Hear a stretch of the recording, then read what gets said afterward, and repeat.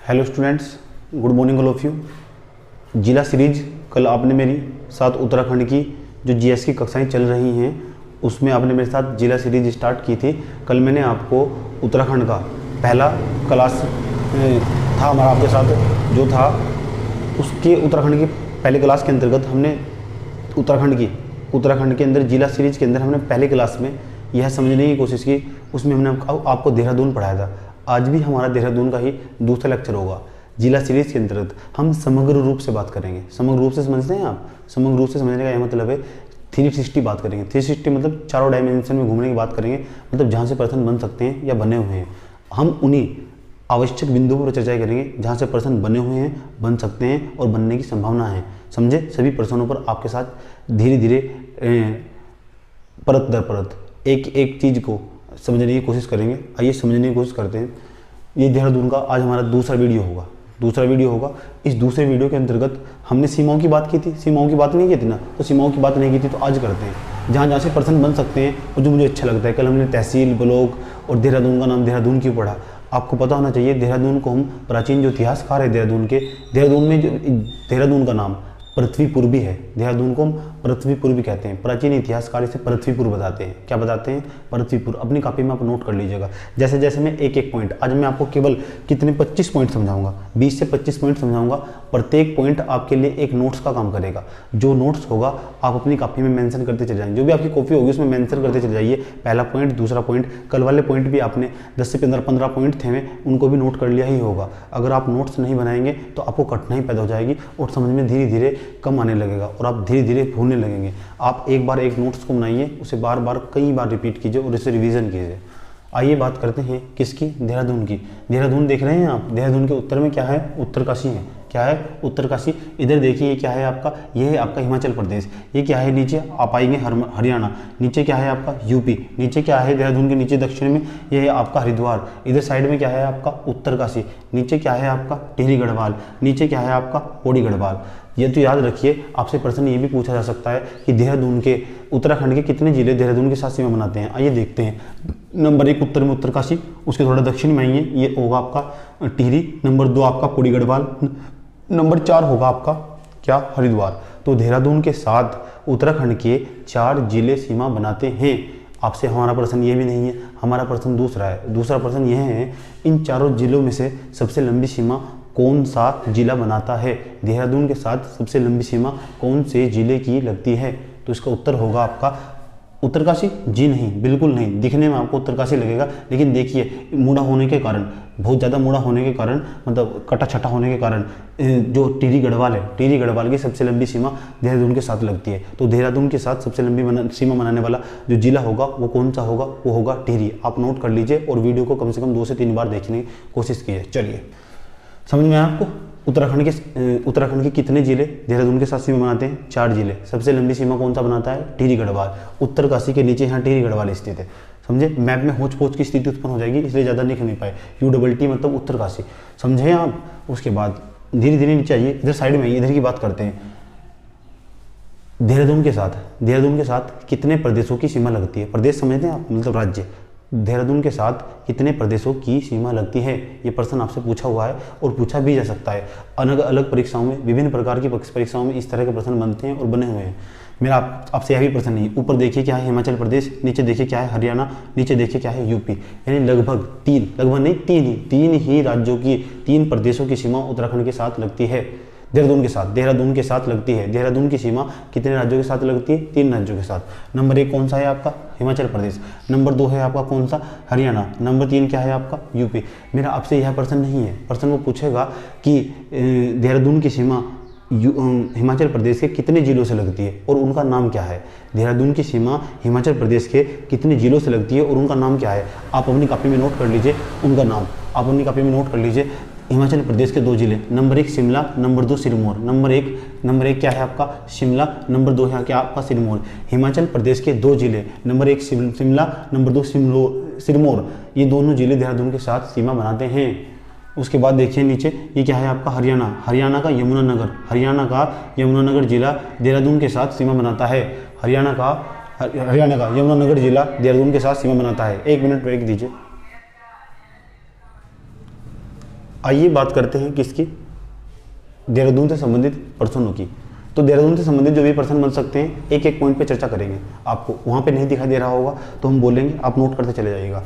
यहाँ लगभग हम आपको 13 पॉइंट पढ़ाएंगे। इससे संबंधित पर्सन पेपर में कभी बाहर नहीं गया, ना ही जाता ना जाएगा, ये हमारा विश्वास है। उत्तराखंड जितना बेहतरीन मैं समझाऊंगा शायद ही आपको कभी समझने को मिले। इससे बेस्ट मतलब आपके सारे प्रश्न इसी से पढ़ के हो जाएंगे। एक एक प्रश्न पर, एक एक बिंदु पर हमने इसमें सभी मेंशन किया है, अधिकांश बुकों को कवर कर दिया है हमने इसमें।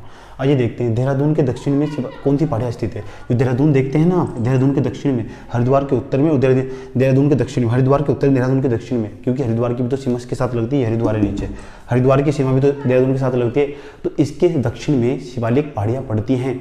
शिवालिक पहाड़ियों के अंतर्गत हमने आपको बहुत अच्छे से तरीके से समझाया है कि शिवालिक पहाड़ियों का जो मौसम है कितना सुहाना रहता है। यानी देहरादून के दक्षिण में आप जाएंगे, आप जाइए ना इधर से, आप जाइए हरिद्वार से होते हुए जाइए, तो आप जाएंगे तो हरिद्वार से देखिएगा, इधर जाते जाते रास्ते में छोटी छोटी पहाड़ियाँ पड़ती है, उन्हीं पहाड़ियों को बोलते हैं शिवालिक पहाड़ियाँ। शिवालिक पहाड़ियों पर अधिकांश पर्यटक स्थल शिवालिक पहाड़ियों पर ही बनाए जाते हैं। अधिकांश पर्यटक स्थल देखिए, यहाँ पर लगातार भीड़ लगी रहती है। तो देहरादून के दक्षिण में कौन सी पहाड़ियाँ पड़ती हैं? शिवालिक पहाड़ियाँ। अगला मेरा प्रश्न देखिए, अगला क्या प्रश्न होगा, आपसे प्रश्न पूछा जा सकता है। दूसरा पहला पॉइंट आप लिख लीजिएगा, देहरादून के दक्षिण में कौन सी पहाड़ियाँ पड़ती है? शिवालिक पहाड़ियाँ पड़ती हैं। देहरादून के दक्षिण में शिवालिक पहाड़ियाँ पड़ती हैं, आपसे प्रश्न पूछा जा सकता है। दूसरा, यहाँ की जलवायु कैसी है? जलवायु समझते हैं आप? जलवायु की मैंने बहुत अच्छे तरीके से बात की है आपके साथ, पिछले वीडियो में जाके देखिए। तो हमने कहा कि जो यहाँ की जलवायु है वो कैसी है, देहरादून की जलवायु। तो देहरादून की जलवायु ना तो ज़्यादा ठंडी है और ना ही ज़्यादा गर्म है। तो आप कह सकते हैं यहाँ की जो जलवायु है समशीतोष्णीय है। कैसी है? समशीतोष्णीय। तो यहाँ की जलवायु, देहरादून की जलवायु, पूरी देहरादून की जलवायु समशीतोष्णीय है। ना ज़्यादा सर्दी पड़ती है और ना ही ज़्यादा गर्मी पड़ती है। यहाँ 38 से गर्मी में तापमान 38 डिग्री सेंटीग्रेड और न्यूनतम तापमान जब सर्दियाँ पड़ती है तो 6 डिग्री सेंटीग्रेड और -4 डिग्री सेंटीग्रेड तक पर बना रहता है। तो इसलिए हम कह सकते हैं यहाँ की जो जलवायु है वो कैसी है? समशीतोष्णीय है। उसके बाद देखिए नंबर तीसरा पॉइंट, आपको पता होना चाहिए कि देहरादून के साथ हिमाचल प्रदेश के कितने जिले सीमा बनाते हैं। तीसरा पॉइंट आप नोट करके लिखते चलिएगा, देहरादून के साथ हिमाचल प्रदेश के number 1 Sirmaur, number 2 Shimla, number 1 Sirmaur, number 2 Shimla. Shimla और सिरमौर दोनों जिले देहरादून के साथ सीमा बनाते हैं। उसके बाद देखिए धनोल्टी, आपसे प्रश्न पूछेगा धनोल्टी कहाँ स्थित है, तो आप कंफ्यूज हो जाते हैं क्योंकि आप देहरादून को निकलकर धनोल्टी जाते हैं, लेकिन धनोल्टी जो है आपका वो टिहरी में पड़ता है, ना कि वो देहरादून में है। तो धनोल्टी देखिए हमने यहाँ ये आपका ब्लू कलर से बनाया है धनोल्टी। तो धनोल्टी है जो आपका, ये आपका देहरादून से बाहर चला जाता है, टिहरी में पड़ता है धनोल्टी। और ये एक पर्यटक स्थल है, जो धनोल्टी है वो पर्यटक स्थल है। और यहाँ लगभग पूरे साल भर तो नहीं कह सकते, लेकिन आप कह सकते हैं अक्टूबर, नवंबर, जून जुलाई के महीने में लगभग यहाँ बर्फ पड़ती है। मतलब मौसम बहुत सुहाना रहता है, घूमने के लिए एक बेस्ट स्थान कह सकते हैं, पर्यटक स्थल है, समझे धनोल्टी। और इस साइड में आइए, मंसूरी होते हुए आप धनोल्टी जा सकते हैं, समझे। लेकिन धनोल्टी जो है ना वो आपका उत्तरकाशी में नहीं, देहरादून में नहीं, पौड़ी गढ़वाल में नहीं, कहाँ पड़ता है? टिहरी में पड़ता है। कौन? धनोल्टी। आगे चलिए, कहानी को बढ़ाएं आगे। देहरादून की सीमा, उसके बाद देखिए आगे देखिए, मैंने कहा इस क्षेत्र में देखिए, ये दिख रहा है आपको कालसी। ये कालसी क्या है? एक जो 3री-4री शताब्दी में, मतलब अतीत काल में जो हमारे एक राजा थे जिन्होंने पूरे भारत पर कब्जा किया था, ऐसे पूरे भारत पर मतलब युद्ध करके जीत लिया था, ऐसे राजा का नाम था अशोक सम्राट। अशोक सम्राट जो राजा थे उन्होंने क्या किया था, जहाँ जहाँ तक उनका क्षेत्र फैला हुआ था वहाँ उन्होंने पत्थर के बहुत बड़े मतलब पत्थर गाड़ दिए थे। उन पत्थर को बोलते हैं शिलालेख गाड़ देते। तो यहाँ हमारे यहाँ देहरादून में भी एक शिलालेख उपस्थित है, उसको बोलते हैं कालसी शिलालेख। कालसी शिलालेख देखिएगा, आप नेट पर सर्च करिए, देखिए उस पत्थर पर क्या क्या लिखा हुआ है, समझे। जब अशोक ने धर्म की नीति अपनाई थी, धर्म की नीति अपनाने के साथ ही उसने उत्तर, दक्षिण, पूर्व, पश्चिम सभी दिशाओं में क्या बड़े बड़े पत्थर लगवाए थे। और उन पर बहुत ब्राह्मी और पाली भाषा में कुछ लिखवाया था। कौन सी भाषा में? ब्राह्मी और पाली भाषा में। किसकी बात कर रहे हैं हम? कालसी शिलालेख की। तो ये कालसी है, ये कालसी है। कालसी में ही टोंस नदी और आपकी ये यमुना नदी मिलती है। यमुना नदी उत्तरकाशी के यमुनोत्री कंटा से निकलकर चलने वाली यमुना नदी, उत्तरकाशी के यमुनोत्री कंटा से निकलकर चलने वाली नदी। और इधर से डोगरा क्षेत्र से, हिमाचल प्रदेश के डोगरा क्षेत्र से निकलने वाली रूपी नदी जब सुपिन नदी में मिलती है, उसके बाद टोंस नदी कहलाती है। ये टोंस नदी यमुना नदी में कालसी नामक स्थान पर ही मिलती है। यही इसी स्थान पर एक कालसी शिलालेख है, कालसी शिलालेख है। वो कालसी शिलालेख की किसने लगवाया था, किससे संबंधित है? वो अशोक सम्राट से संबंधित है। आप लिख सकते हैं जो कालसी शिलालेख है वे शासक अशोक सम्राट से संबंधित है। अशोक सम्राट का जो साम्राज्य था, कहा जाता है अशोक को महान की उपाधि दी गई। अशोक सम्राट इसलिए कहते हैं क्योंकि उसने भारत के उसका साम्राज्य म्यांमार तक नीचे दक्षिण भारत के कलिंग तक फैला हुआ था। एक ही ऐसा शासक हुआ जिसका साम्राज्य का इतना विस्तार हुआ। उसके बाद देखिए कलिंग युद्ध के बाद तो उन्होंने धमकी नीति अपनाई थी, आपको भी पता होगा। उसके बाद अफगानिस्तान तक, जम्मू कश्मीर तक और तो और तिब्बत तक भी उसका साम्राज्य फैला हुआ था। किसका? अशोक सम्राट का। इसलिए उसे महान सम्राट की उपाधि दी जाती है, सम्राट की उपाधि उसे दी जाती है। जैसे अकबर को महान क्यों बताया गया था? क्योंकि उसका साम्राज्य का विस्तार हुआ था। समझे? कहानियाँ को आगे बढ़ाएं, उनके कार्यों के लिए भी इनको महान कहा जाता है। ये जो आप देखते हैं, जो रोड पे जाते होंगे आप, जैसे आप रोड पे जाते होंगे तो रोड के साइड में बैठने की व्यवस्था की जाती है। कहाँ से है आपके दिमाग में? ये व्यवस्था यहीं से चली आ रही है। आप देखिए किसी रोड के बराबर कोई रोड होगी, उसके साइड में जाइएगा, साइड में देखिए पेड़ लगे होते हैं। ये अशोक के द्वारा चलाए गए कुछ प्रशासनिक सुधार थे। ये अशोक के द्वारा चलाए गए कुछ व्यवस्था थी, समाज के लिए किए गए कुछ कार्य थे। समझे? आगे बढ़ाएं कहानी को। ये डोगरा क्षेत्र हुआ। डोगरा क्षेत्र से कौन सी नदी निकलती है? रूपिन नदी। यहाँ से कौन सी नदी निकलती है? सुपिन नदी। सुपिन नदी कहाँ से निकलती है? बंदरपुर पर्वत के पास से, स्वर्गा रोहिणी ग्लेशियर से, यमुनोत्री कंठा के पास से। ये डोगरा क्षेत्र हिमाचल प्रदेश में पड़ता है। यहाँ से रूपिन निकलती है, यहाँ से सुपिन निकलती है। देहरादून के नेठवाड़ा नामक स्थान पर मिलती है। नेठवाड़ा नामक स्थान पर मिलती है। नेठवाड़ा में ही नेठवाड़ा जल विद्युत परियोजना है। नेठवाड़ा जल विद्युत परियोजना है। उसके बाद यह नदी टोंस नदी कहलाती है। टोंस नदी उत्तरकाशी से निकलने वाली यमुना नदी में कालसी नामक स्थान पर ही मिलती है। कालसी नामक स्थान पर ही कालसी शिलालेख है जो महान अशोक सम्राट से संबंधित है। समझे? उसके बाद ये जो नदी है कौन सी नदी? यमुना नदी। ये कौन सी नदी है?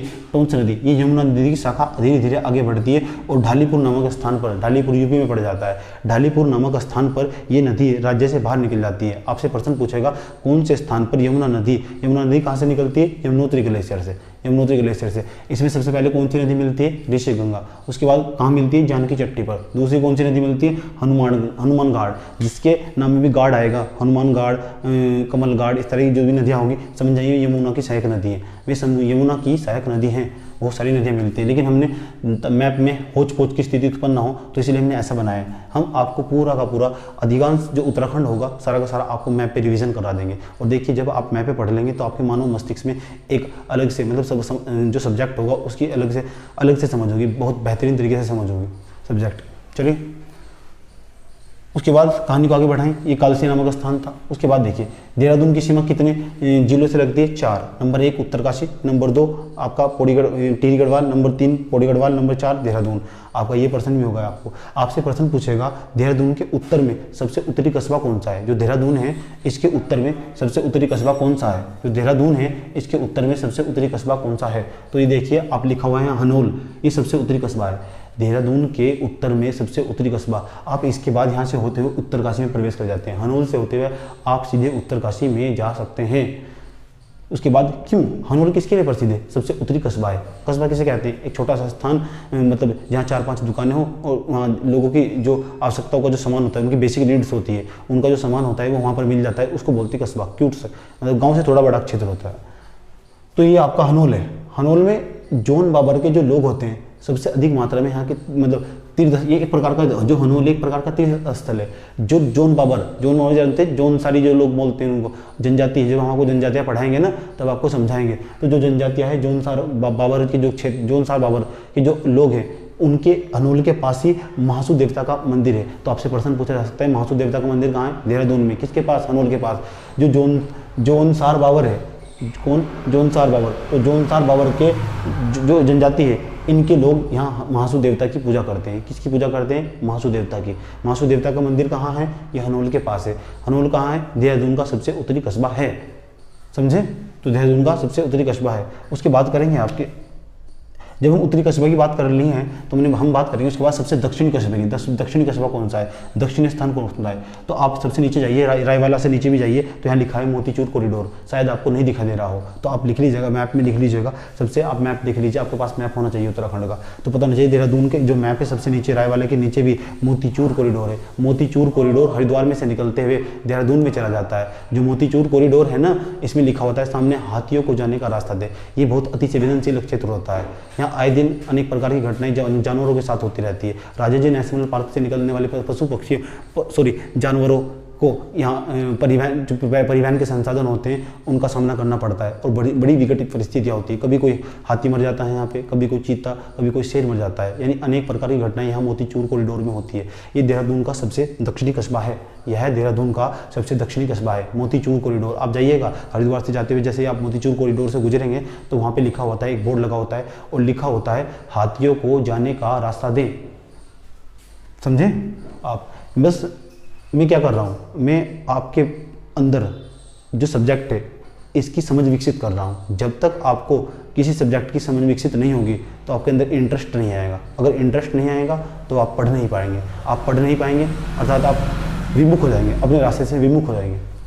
तो मैं आपके अंदर मतलब एक अलग प्रकार से आपके अंदर एक प्रकार की लगन उत्पन्न करने की कोशिश कर रहा हूँ, ताकि आप समझ जाए कि हम किसी सब्जेक्ट को इतनी आसानी से भी समझ सकते हैं। और हम एग्जाम ओरिएंटेड ही बात कर रहे हैं, एग्जाम ओरिएंटेड। हम अनावश्यक बातों से बचेंगे। पेपर के लिए दो ही चीज़ तो महत्वपूर्ण होती है, नंबर 1 क्या पढ़ना है, नंबर 2 क्या नहीं पढ़ना है। तो क्या नहीं पढ़ना है वो मैं सबसे पहले समझाता हूँ, समझे? चलिए, देहरादून का ऐतिहासिक स्थल। जब आप देहरादून के ऐतिहासिक स्थल की बात करते हैं तो ऐसा नहीं हो सकता आप लाखा मंडल की बात ना करें। लाखा मंडल में लगभग लाख मूर्तियां हैं। यहाँ लाखा मंडल एक सब उत्तराखंड का तो कह भी सकते हैं चलिए, लेकिन देहरादून का सबसे ऐतिहासिक स्थल जहाँ का एक बहुत का अच्छा खासा लंबा इतिहास रहा हो तो हम कह सकते हैं वो लाखा मंडल है। लाखा मंडल में लाख मूर्तियाँ मिली हैं। कितनी मूर्तियाँ?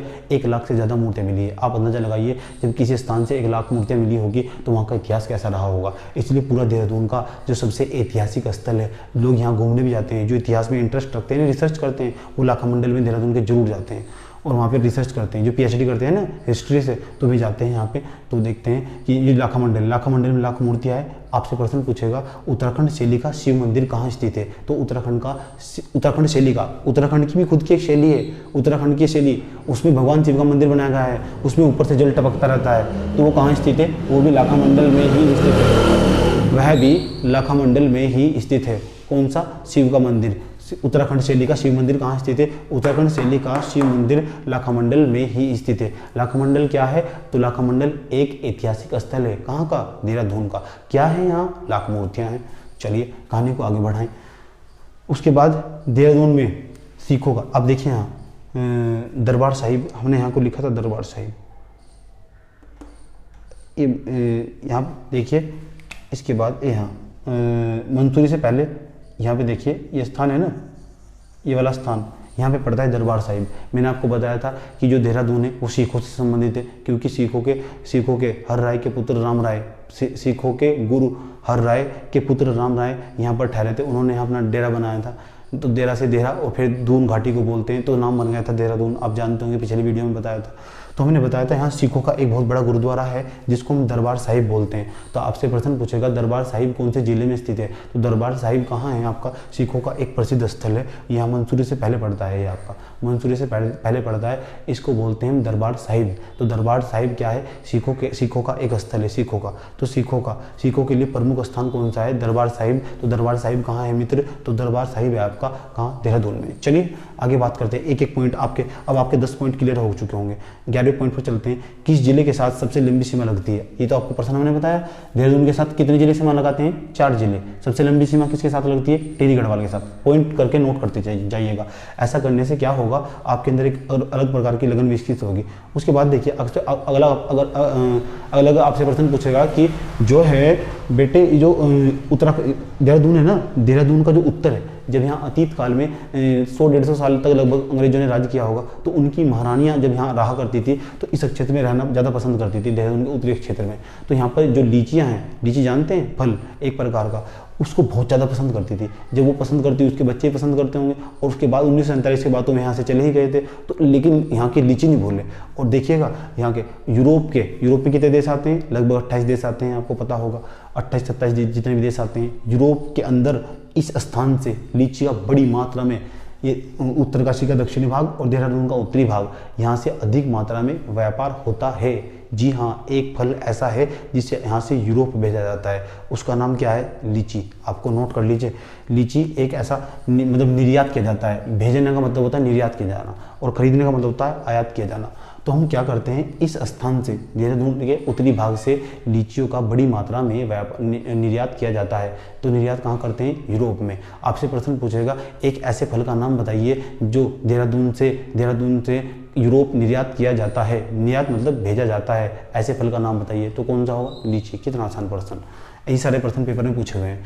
आइए हम आपको अब 2 ऐसे स्थलों के नाम बताते हैं जहाँ पर उड़न खटोला चलता है। जानते हैं उड़न खटोला किसे कहते हैं, रोप वे बोलते हैं, रोप वे नहीं जानते। अब चंडी देवी मनसा देवी गए होंगे, वहाँ देखिए एक प्रकार के इस पर का डब्बा टाइप सा होता है, उसमें बैठ जाते हैं और ऐसे एक वायर पर चलता है, उसको बोलते हैं वो रोप वे। हिंदी में कहते हैं रज्जू मार्ग, उसको रज्जू मार्ग बोलते हैं। तो रज्जू मार्ग देहरादून में भी रज्जू मार्ग है, और तो वो है कहाँ, वो है आपका शास्त्रधारा में। शास्त्रधारा यहीं है मंसूरी के पास। शास्त्रधारा कहाँ पड़ती है, शास्त्रधारा पड़ती है आपकी देहरादून में, लेकिन शास्त्र ताल आपका कहाँ पड़ता है, तो आपको चले जाता है वो आपका टिहरी गढ़वाल में। कहाँ चले जाता है, तो टिहरी गढ़वाल में।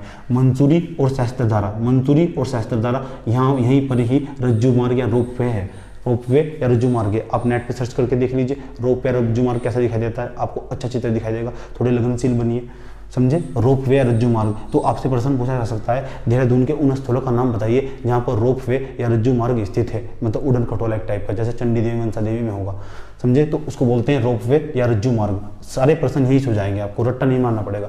तो मंसूरी और शास्त्रधारा, जो मंसूरी और जो शास्त्रधारा है देहरादून के ही एक फेमस स्थल है। मंसूरी की भी आज आपको कहानी बताएंगे। तो यहीं पर ही रोप वे या रज्जू मार्ग स्थित है। आगे बढ़िए, कहानी को आगे बढ़ाते हैं। आपसे प्रश्न पूछा जाएगा कि सबसे पहली बार देहरादून की, जब हम देहरादून की बात कर रहे हैं तो देहरादून से संबंधित जितने प्रश्न बन सकते हैं या बने हुए हैं, चाहे वो इतिहास का ही प्रश्न क्यों ना हो, हम साथ साथ समग्र रूप से चर्चा करेंगे। आपका एक भी प्रश्न छूटना नहीं चाहिए, ये हमारी जिम्मेदारी है, क्योंकि आप हमारे साथ एडमिशन लिए हैं, तो आप पढ़ रहे हैं, तो आपका एक भी प्रश्न छूट गया तो ये कमी आपकी नहीं, ये हमारी भी होगी कमी। तो प्रदेश में पहली बार राष्ट्रीय जो खेल हुए, नेशनल गेम जो से बोलते हैं, कहते हैं ना कि अमुक नाम की लड़की नेशनल गेम तक खेली हुई है, समझे। तो आप प्रदेश में पहली बार, अगर प्रदेश मतलब राज्य में अगर पहली बार नेशनल गेम हुए थे तो वो हुए थे कब, नेशनल गेम 2018 में। कब, 2018 में प्रदेश में नेशनल गेम, प्रदेश मतलब देहरादून में नेशनल गेम कब हुए थे, नेशनल गेम 2018 में हुए थे, समझे। कालसी शिलालेख, आपसे प्रश्न पूछा जाएगा जो कालसी शिलालेख है, कालसी कहाँ है, यह है आपका यमुना नदी और टोंस नदी जिस स्थान पर मिलती है उसको कालसी बोलते हैं। तो कालसी शिलालेख आपका कहाँ है, कौन सी भाषा में लिखा गया है, पाली और ब्राह्मी भाषा में लिखा गया है। जो कालसी शिलालेख है ये आपका पाली और ब्राह्मी भाषा में लिखा गया है। उसके बाद देहरादून की सीमा कितने राज्यों से लगती है, तो चार राज्यों से, हिमाचल प्रदेश, हरियाणा और यूपी। इसके अलावा तो लगती नहीं। कितने आसान प्रश्न है। शास्त्रध्वजा जलप्रपात, अब हम इसकी बात करेंगे जलप्रपात की, झरनों की भी बात कर लेते हैं। देहरादून में कहाँ कहाँ कौन सा झरना है, देखिए जरा देखिए, मंसूरी है ना, मंसूरी के पास देखिए जहाँ लिखा हुआ है हार्डी जलप्रपात, मंसूरी के पास ही कुछ किलोमीटर की दूरी पर हार्डी जलप्रपात स्थित है। तो आपसे प्रश्न पूछेगा हार्डी जलप्रपात, बहुत ही सुंदर आकर्षक नजारा है हार्डी जलप्रपात का। जो हार्डी जलप्रपात है वो कहाँ स्थित है, तो आपका हार्डी जलप्रपात 20 से 30 मीटर की ऊंचाई का झरना होगा, 20 से 30 मीटर की ऊंचाई का झरना होगा हार्डी जलप्रपात। बहुत ही सुंदर और आकर्षक नज़ारा दिखाई देता है, मंसूरी के पास है, हम तो वहाँ घूमने भी गए हैं हार्डी जलप्रपात पर। आइए आगे की ओर कहानी बढ़ाते हैं। इसके पास ही ना सहस्त्र ताल स्थित है, सहस्त्रधारा, सहस्त्र जलप्रपात। सहस्त्र अगर ताल पूछे तो आपका टिहरी में चला जाएगा। अगर आपसे पूछे कि जो सहस्त्रधारा है वो कहाँ है, तो सहस्त्रधारा एक प्रकार से वो कहाँ है, वो है एक प्रकार से देहरादून में। और जो सहस्त्रधारा है वो अनेक प्रकार के झरनों से मिलकर बनती है, अनेक प्रकार के झरने सहस्त्रधारा में ही स्थित है। सहस्त्रधारा में कहते हैं सहस्त्रधारा में नहाने से चर्म रोग दूर हो जाते हैं। आपको बताना चाहिए जो सहस्त्रधारा है उसमें नहाने से चर्म रोग भी दूर हो जाते हैं। जो सहस्त्रधारा है वो कहाँ है, तो सहस्त्रधारा ही सहस्त्रधारा जलप्रपात है। तो सहस्त्रधारा पूछे, सहस्त्रधारा जलप्रपात पूछे तो मंसूरी के पास ही स्थित है। मंसूरी कहाँ है, उत्तराखंड में ही है, देहरादून में ही है, समझे आप। ये मैंने डॉट करके बनाई है, आपका सहस्त्रधारा है, जलप्रपात है आपका। उसके बाद देखिए एक और जलप्रपात, जब हम आगे झरनों की बात कर रहे हैं, देखिए सहस्त्रधारा जलप्रपात देहरादून में है, हजारों झरनों से मिलकर बना है, समझे। स्नान करने से यहाँ चर्म रोग दूर हो जाते हैं, स्नान करने से, यहाँ स्नान है, स्नान करने से चर्म रोग में लाभ मिलता है यहाँ। उसके बाद देखिए यहाँ देखिए टाइगर फॉल लिखा है, चक्राता के पास देखिए टाइगर फॉल लिखा है। तो चक्राता के पास यहाँ लगभग 50 मीटर की ऊंचाई से गिरने वाला, 50 मीटर की ऊंचाई से गिरने वाला बहुत ही सुंदर और आकर्षक नज़ारा है। यहाँ पर एक झरना है, उसको बोलते हैं टाइगर फॉल। क्या बोलते हैं उसको, टाइगर फॉल। तो टाइगर फॉल कहाँ स्थित है, तो टाइगर फॉल देहरादून में स्थित है। तो देहरादून में कहाँ से, चक्राता के पास टाइगर फॉल। क्या नाम है, टाइगर फॉल। बड़ा ही सुंदर आकर्षक नज़ारा दिखाई देता है। अभी मेरे पास टैब नहीं है, नहीं तो आपको दिखाता कि कैसा दिखा, कितना सुंदर दिखाई देता है टाइगर फॉल।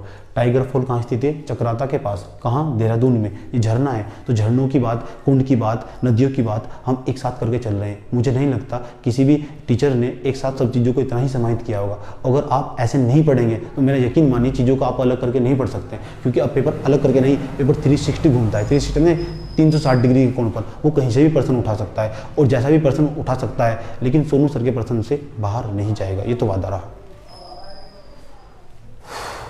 आगे चलिए, भट्टा व हार्डी जलप्रपात। ये आपका हार्डी या भट्टा जलप्रपात बोलते हैं। ये आपका देहरादून में मंसूरी के निकट स्थित है। उसके बाद जब आप देहरादून की बात करते हैं और राजाजी नेशनल पार्क की बात ना करें, तो मुझे लगता है देहरादून की बात करते वक्त राजाजी नेशनल पार्क की बात ना करें तो बातें अधूरी रह जाती है। जो आप जानते होंगे, जो राजाजी नेशनल पार्क है ये 1983 में एशिया का सबसे पहला और सबसे बड़ा नेशनल पार्क है। जी हाँ, एशिया का सबसे पहला और सबसे बड़ा नेशनल पार्क कौन सा है, राजाजी नेशनल पार्क। मेरा सवाल यह नहीं है कि इसका नाम राजाजी नेशनल पार्क है, मेरा सवाल यह है कि इसका नाम राजाजी नेशनल पार्क क्यों पड़ा।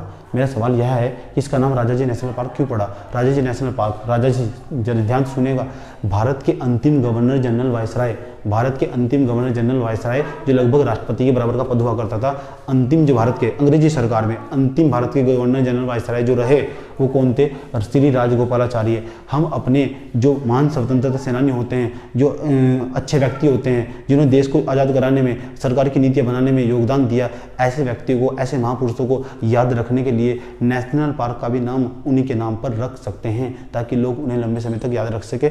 आपको ऐसी नॉलेज होनी चाहिए। तो श्री राजगोपालाचारी भारत के अंतिम गवर्नर जनरल वायसराय थे। भारत के अंतिम गवर्नर जनरल वायसराय कौन थे, श्री राजगोपालाचारी। श्री को हटाइए, गोपालाचारी को हटाइए, क्या बच गया, राज। राज से बना राजाजी नेशनल पार्क, ऐसे बना। कब, 1983 में से राजाजी नेशनल पार्क का दर्जा दिया गया। राजाजी नेशनल पार्क का दर्जा क्या ये कहाँ फैला हुआ है, आपसे प्रश्न पूछेगा कि राजाजी नेशनल पार्क का विस्तार पौड़ी में है भी, पौड़ी में भी है क्या, तो बिल्कुल है। यह कहाँ है, तो ये आपका देहरादून में है, देहरादून में है आपका राजाजी नेशनल पार्क, हरिद्वार में है आपका, ये पौड़ी में है। लेकिन आपसे प्रश्न पूछेगा कि इसका मुख्यालय कहाँ स्थित है। जो राजाजी नेशनल पार्क के जो अधिकारी होते हैं, जो इसको रेगुलेट करते हैं, नियंत्रित करते हैं और यहाँ के लिए कार्य नियम और आवंटन का पालन करते हैं, तो उसके लिए इसका जो हेडक्वार्टर है वो आपका देहरादून में है। तो आप प्रश्न पूछिए, राजाजी नेशनल पार्क का नाम स्वतंत्र जो हमारे महापुरुष हैं, भारत के अंतिम गवर्नर जनरल वायसराय, लगभग राष्ट्रपति के बराबर का पद अंग्रेजी सरकार में जो हुआ करते थे, उनका नाम था श्री राजगोपालाचार्य। तो राजगोपालाचार्य के नाम पर ही राजाजी नेशनल पार्क का नाम राजाजी नेशनल पार्क पड़ा है। कब, 1983 में। क्या ये एशिया का सबसे बड़ा पार्क है, जी हाँ, तो बिल्कुल है। एशिया का सबसे बड़ा पार्क, एशिया का सबसे बड़ा नेशनल पार्क और भारत का भी सबसे बड़ा नेशनल पार्क है। भारत का नहीं, एशिया का सबसे बड़ा नेशनल पार्क होने के साथ साथ यह है एशिया का सबसे पहला नेशनल पार्क, यही है एशिया का सबसे पहला नेशनल पार्क, राष्ट्रीय उद्यान राजाजी नेशनल पार्क ही है। आइए इसमें बात करते हैं, इसमें क्या क्या मिलेगा आपको। जब आप राजाजी नेशनल पार्क में जाइएगा तो आपको यहाँ 23 प्रकार के स्तनधारी जीव पाए जाएंगे। उसमें आपका नीलगाय हो सकती है, हाथी भी हो सकता है, चीता भी हो सकता है, हिरन भी हो सकती है, शेर शेरनी वगैरह वगैरह, एनीथिंग, कुछ भी स्तनधारी जीव। 23 प्रकार के स्तनधारी जीव राजाजी नेशनल पार्क में पाए जाते हैं। अब सोच लीजिए कितना, 23 प्रकार के स्तनधारी जीव। आए दिन देखिए घटना होती रहती है।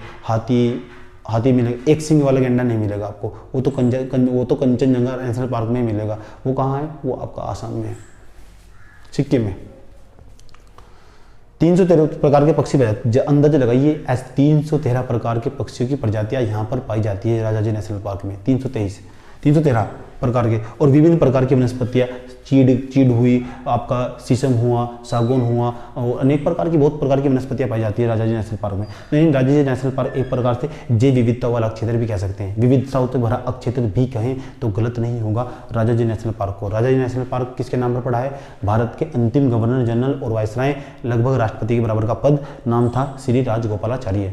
आगे नीचे आइए, 333 प्रकार के पक्षी पाए जाते हैं यहाँ पर। उसके बाद देखिए अगला पॉइंट, अब हम बात करेंगे थोड़ी मंसूरी की। ये आप मंसूरी देखते हैं, मंसूरी, इस मंसूरी का अपने आप में एक विशेष प्रकार का इतिहास है। देखिए जो मंसूरी है ना, वो धरातल से 2005 मीटर की ऊंचाई पर, 2 किलोमीटर की ऊंचाई पर बसा एक स्थान है। इसे ना एक व्यक्ति ने बसाया था, उस व्यक्ति का नाम आज आपको यहाँ याद रखना है।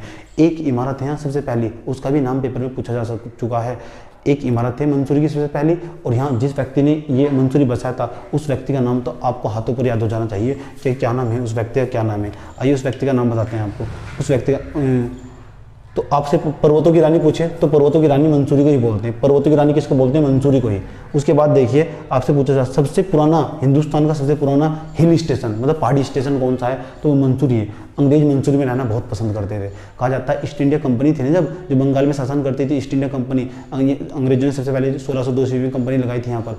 तो उस कंपनी के तहत जो बंगाल आर्मी के कैप्टन थे, उन कैप्टन का नाम आप याद कर लीजिए आज। उन कैप्टन का नाम है आयरिश अफसर कैप्टन यंग। आयरिश अफसर कैप्टन यंग क्या नाम है? मैंने कहा ईस्ट इंडिया कंपनी के अंदर बंगाल की आर्मी के एक कैप्टन थे, उनका नाम था आयरिश अफसर। आयरिश नाम लिख देते हैं, कहीं को लिख देते हैं इसका नाम। आयरिश क्या नाम है? इसे हटा देते हैं, किसी काम का नहीं होगा आपका। आयरिश आप सबका स्क्रीनशॉट लीजिएगा, पहले भी स्क्रीनशॉट लीजिएगा सबका। आयरिश कैप्टन यंग, आयरिश अफसर कैप्टन, आयरिश अफसर यंग। ये ऐसे व्यक्ति है जिन्हें मंसूरी के संस्थापक कहा जाता है। आयरिश अफसर यंग ये ऐसे व्यक्ति है, ऐसे कैप्टन है, आर्मी में कैप्टन थे, बंगाल की आर्मी में, अंग्रेज थे, इन्होंने ही मंसूरी बसाया था। आपसे इनका नाम पूछा जा सकता है, इंपॉर्टेंट है। मेरा प्रश्न आपसे ये भी नहीं है, तो फिर प्रश्न क्या है सर? 1827 में ना यहाँ पे एक इमारत बनाई गई थी। 1827 में यहाँ पे एक इमारत बनाई गई थी, और जो इमारत है वो मंसूरी की सबसे पहली इमारत है। जो मंसूरी की सबसे पहली इमारत है उसका नाम आज आपको पता होना चाहिए। जरा आप मुझे बताइए मंसूरी की पहली इमारत कौन सी है?